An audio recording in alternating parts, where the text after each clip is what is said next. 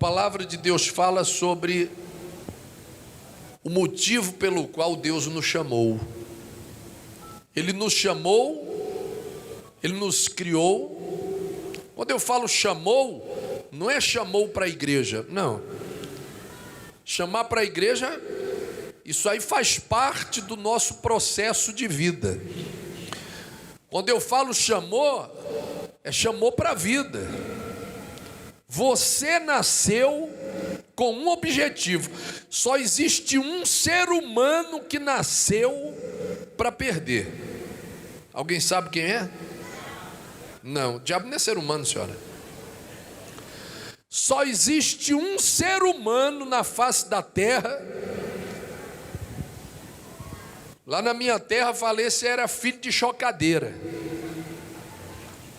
Só existiu um que nasceu para perder, que nasceu para... que nasceu para pisar na bola. Chamava-se Judas Iscariotes. A Bíblia disse que esse dali, desde o dia da sua concepção, foi projetado antes da fundação dos tempos, já para aquele intuito, para o intuito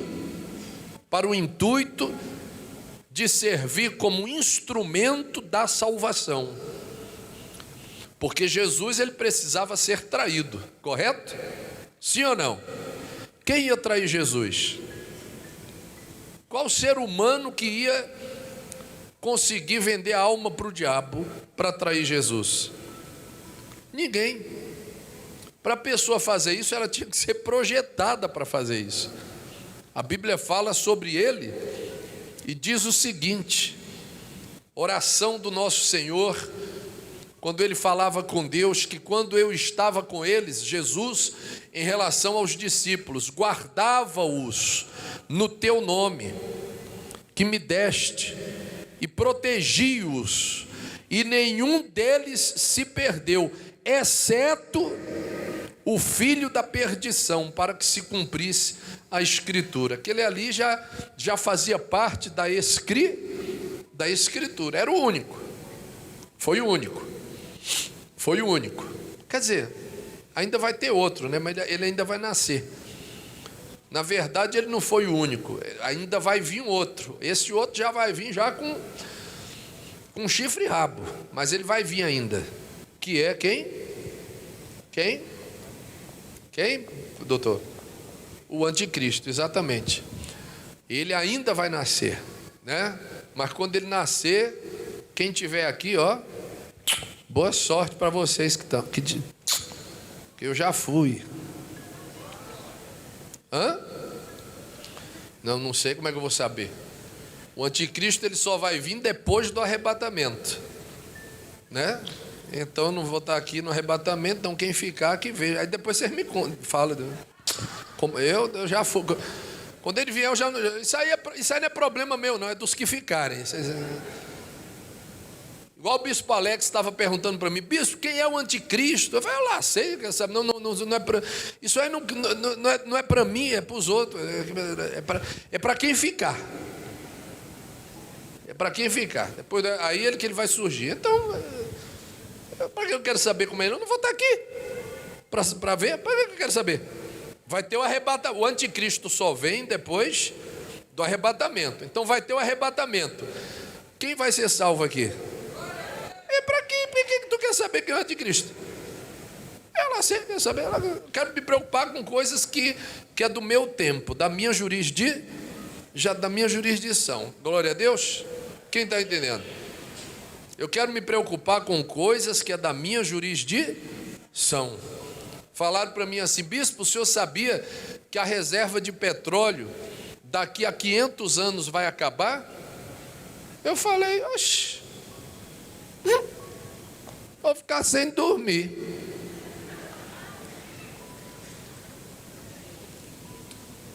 Acho que já acabou esses dias agora, teve greve, acabou. Então, Nós nascemos para vencer, ninguém nasceu para perder, ninguém. Só dois que nasceram para perder, Judas e o anticristo.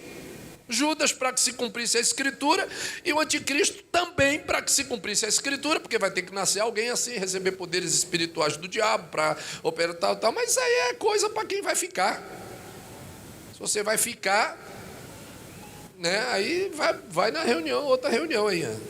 A minha é para quem vai, amém? Eu só prego coisas de quem vai. Não, eu queria saber como é que vai ser o chip. Eu quero saber o antigo. Aí é reunião para quem fica. Aí não é comigo não, é o Bispo Alex. Cadê? O Bispo Alex também vai, né? Então é com outro. Aí você vai, procure outro. A gente se preocupa com as coisas até a gente ir, não é verdade, Bispo? Tudo isso aí são coisas pós, né? Eu quero saber. Então, voltando ao que nos cabe ou nos interessa, o que nos valha, né? Nós nascemos para vencer. Está escrito, Isaías 45. Abra sua Bíblia, confere junto comigo, por favor. O Senhor fala de Ciro. Ele refere-se a Ciro, mas a palavra cabe a todos aqueles que são nascidos, que são criaturas de quem? De Deus. E nós somos criaturas de Deus. E fomos chamados para quê? Para quê? Para vencer. Olha o que está escrito. Assim diz o Senhor ao seu ungido. Quem é ungido aqui de Deus? Então ele está falando conosco. Amém? A Ciro, ele falou, como fala também a nós, a quem tomo pela mão direita, a mão da força, a destra, para bater as nações ante a sua face, para bater as nações ante a sua face. O que é bater as nações? Eu falei isso aqui, foi ontem, né? Não é que você vai ser um genocida, você vai eliminar todo mundo. A nossa guerra não é contra carne e sangue, é espiritual. O que é abater as nações? Abater as nações é prevalecer sobre todas as coisas, as circunstâncias, os lugares, as condições políticas, geográficas, sabe, condições climáticas, condições econômicas, condições culturais, tudo. É você sobressair-se, é você prevalecer. Aí continuando diz assim, ó: eu te tomei pela mão direita para você abater as nações ante a sua face, diante de ti, e para discingir os lombos dos reis. Quem são estes reis? Estes reis, você já leu na Bíblia já sobre eles, na parábola do valente, você já leu sobre eles. O Senhor diz que quando um valente entra numa casa e domina o ambiente, saqueia e detém os bens, ele fica lá cantando de galo até que vem alguém o quê? Até que vem alguém o quê? Mais valente do que ele. Então esse mais valente entra na casa do valente e saqueia-lhe os bens. Você está entendendo? Então quem é o valente? O valente é aquele que canta de galo até surgir um mais valente. Lá na minha terra tem um ditado que diz o seguinte: o remédio de um doido é outro. E pior que é verdade mesmo. Pior que tem doido que é doido até achar outro mais doido do que ele. Aí o remédio de um doido é um mais doido. O rei é o que domina, é o que tem o cinturão. Quando a Bíblia fala de cingir, cingir vem de quê? De cinto. Vem de cinto. Então Deus nos elegeu para discingir o quê? Os reis, os valentes, os dominadores. Esses reis são os monarcas, presidente, primeiro-ministro. É disso que a Bíblia está falando? Não. Que também pode serem discingidos, né? Ou não podem? Não pode ser discingido, não? Ou não pode? Nós tivemos 2 ex-presidentes que foram discingidos. É ou não é? Impeachmentados. Um foi o Collor, que foi discingido, e a outra foi a presidente, a ex-presidente Dilma, que também foi discingida. Foram impeachmentados. Eles tinham o cinto e foram descintados. Eles tinham a coroa e foram descoroados. Eles tinham o trono e foram destronados. Destronados de uma maneira, como eu poderia chamar isso? De uma maneira política, né? Porque o impeachment é uma ferramenta constitucional, mas política, correto? Foram discingidos com uma ferramenta política, mas tivemos outros tantos presidentes que foram discingidos por uma ferramenta constitucional. Como, por exemplo, o José Sarney, que foi discingido porque constitucionalissimamente foi eleito um novo presidente no lugar dele. Correto? Que eu não sei nem quem foi que entrou depois de Sarney. Quem foi? Depois de Sarney foi quem? Foi o Lula? Foi quem? Itamar. E o Itamar também foi discingido e entrou quem? Depois de Itamar foi o Collor? Quem foi? O Fernando Henrique, que também foi discingido e entrou quem? O Lula, que foi discingido e entrou quem? A Dilma, que foi discingida e entrou quem? O Temer, que foi discingido e entrou quem? O Bolsonaro. Até surgiu um que discinja ele e entre o novo o novo cingido. Quem está entendendo?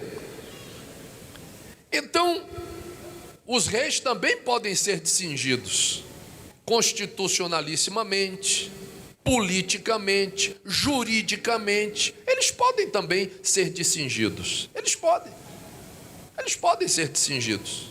Todos os reis podem, de maneira legal, constitucional, democrática, jurídica. Eles podem ser discingidos.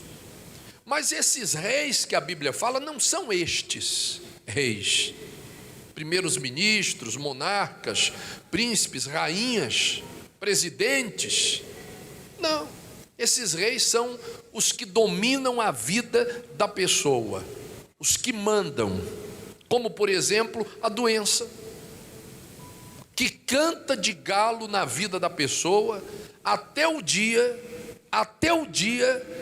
que ela seja destronada da vida da pessoa. Você quer ver um exemplo de um rei? Havia uma mulher que há 12 anos carregava um fluxo de quê? De sangue. Há 12 anos essa mulher comia o pão que o diabo amassou. Quem é que cantava de galo na vida dela? A hemorragia. Ela já havia gastado. O dinheiro dela não era usado para ela ir no parque, para ela comprar um videogame, para ela comprar um vestido novo, para ela sair com a família para passear, para ela fazer uma caridade, para ela fazer uma coisa que ela quiser. Não, o dinheiro dela ele só tinha um destino. Qual era? Pagar o quê? Tratamentos tratamentos, consultas, remédios, viagens, despesas médicas. Ela gastou todo o dinheiro que ela tinha, todos os seus bens com os médicos. Então quem é que mandava no dinheiro dela? Era ela? Quem é que mandava no dinheiro dela? A doença. Então quem era o rei? Quem é que mandava na vida dela? Quem é que mandava? A doença. Então o rei na vida daquela mulher é a doença. Havia outra chamada Ana, que tinha um marido maravilhoso, uma pessoa querida, amável, só que era outra que comia também o pão que o diabo, o quê?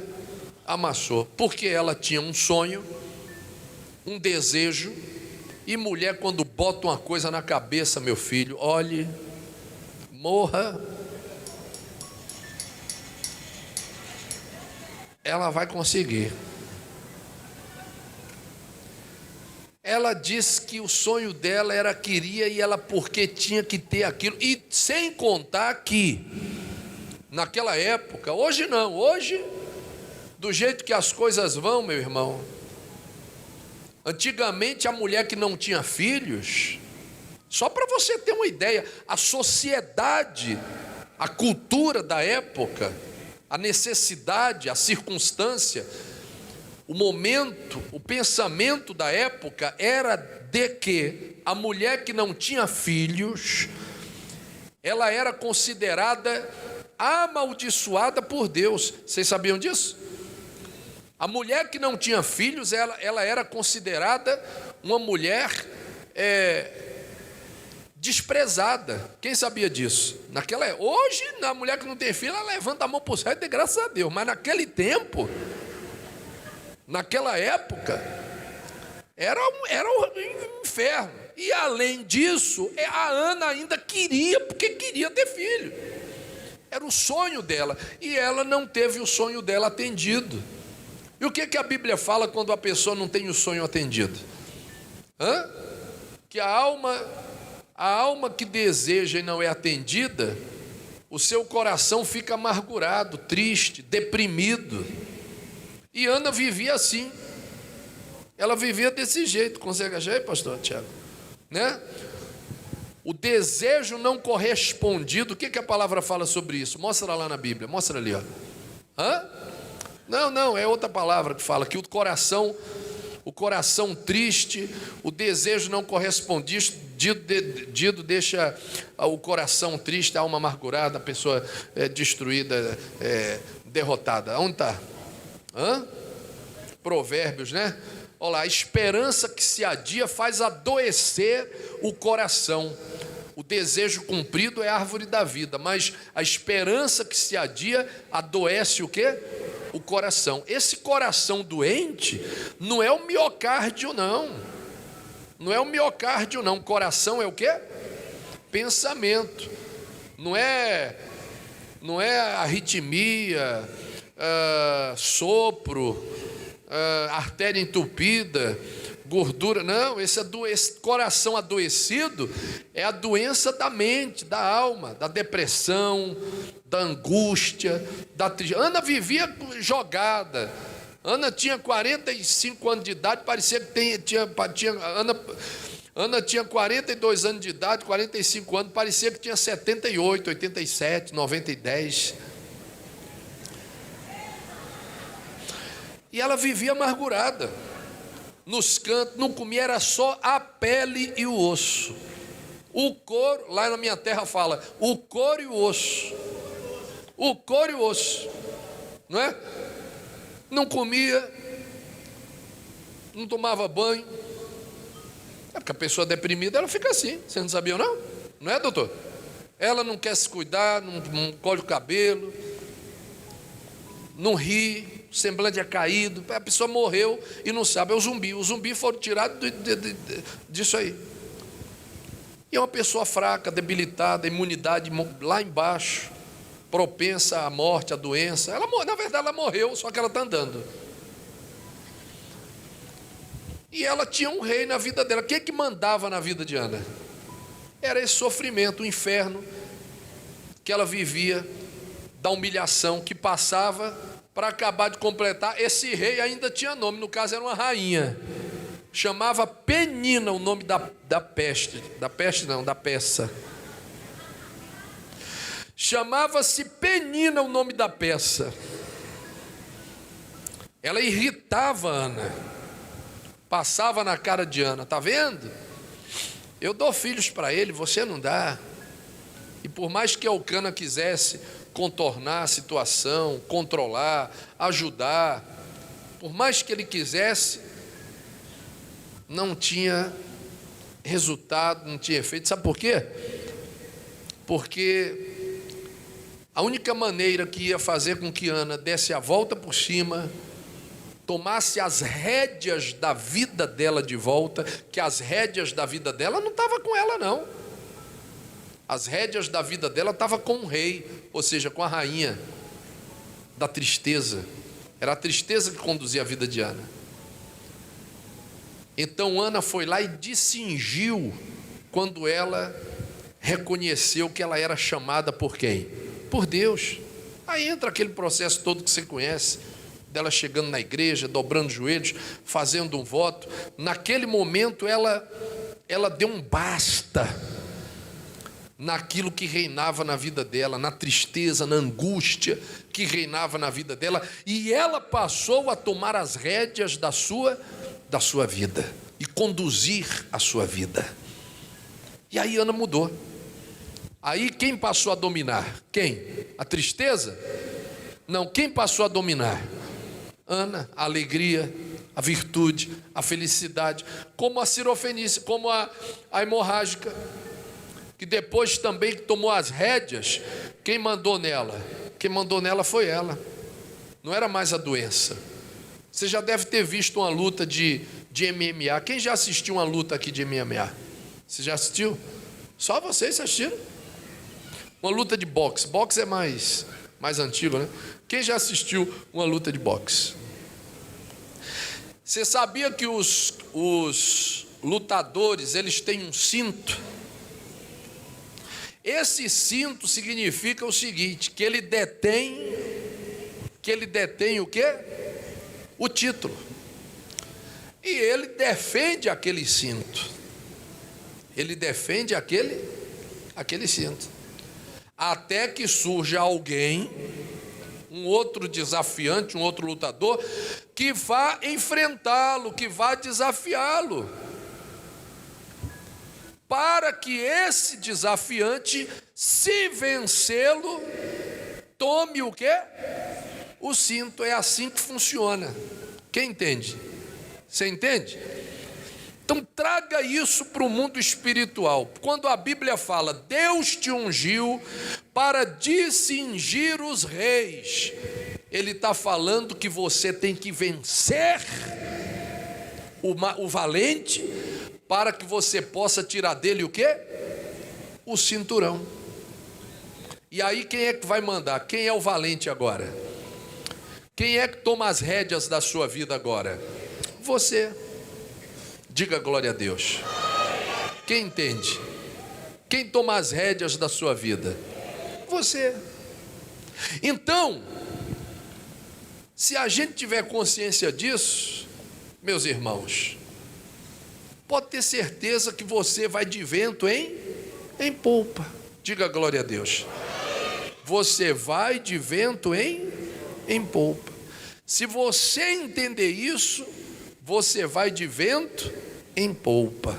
Glória a Deus. Você vai de vento em polpa. Eu estava fazendo a pergunta para a irmã aqui. O nosso psicológico, nosso psique, ele funciona não pela razão, ele vai muito pelo sentimento, né? Aí eu me lembrei que ontem uma senhora perguntou quantos anos eu tinha. Aí eu falei, eu tenho mais de 30. E ela falou, bispo, o senhor está de brincadeira, né? Eu falei, mas eu tenho mais de 30. Aí ela, não, estou falando sério, bispo, eu tenho mais de 30. Ela falou, não, mas a esposa do senhor falou que o senhor tinha 47. Eu falei, não é mais de 30?